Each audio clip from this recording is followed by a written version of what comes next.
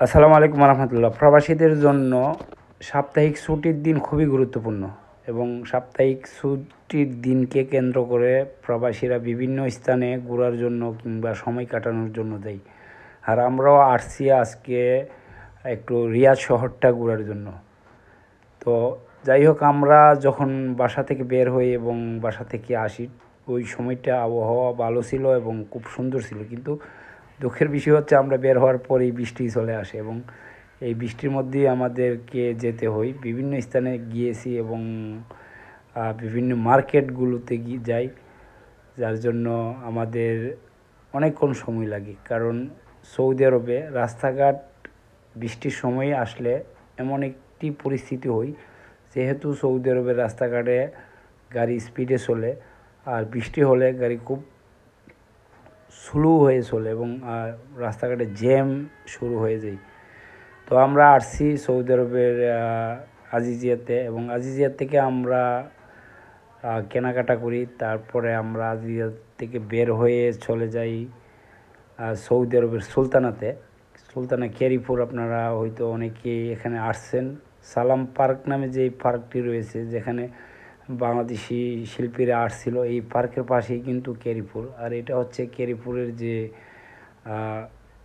Building বা এই shopping মহলের ভিতরের অবস্থা দেখেন, খুব সুন্দরভাবে বাচ্চাদের জন্য এবং বাচ্চাদের আনন্দর জন্য যেভাবে তারা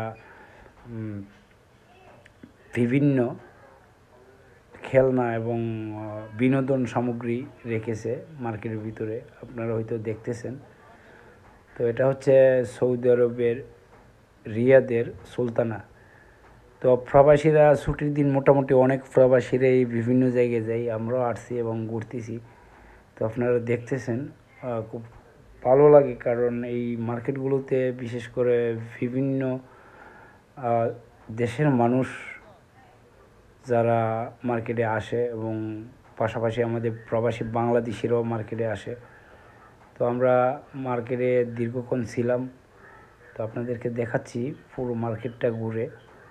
আসলে আজকে ভাগ্যটা খারাপ, কারণ আমরা যখন বের হই তখন ভালো ছিল, কিন্তু আমরা আজকে নিয়ত ছিল যে সৌদি আরবের রিয়াদের বিভিন্ন স্থান, যে স্থানগুলোতে আমরা যাব, কিন্তু দুঃখের বিষয় হচ্ছে বৃষ্টির কারণে আমরা আসলে যেতে পারিনি। আর উনি হচ্ছে হ্যাঙ্গার স্টেশনে ভাড়া মারে, উনিও আসছিল এখান থেকে অর্ডার নিয়ে যেতে। তো আপনারা দেখতেছেন, এটা হচ্ছে রিয়াদের ক্যারিপুর সুলতানাতে।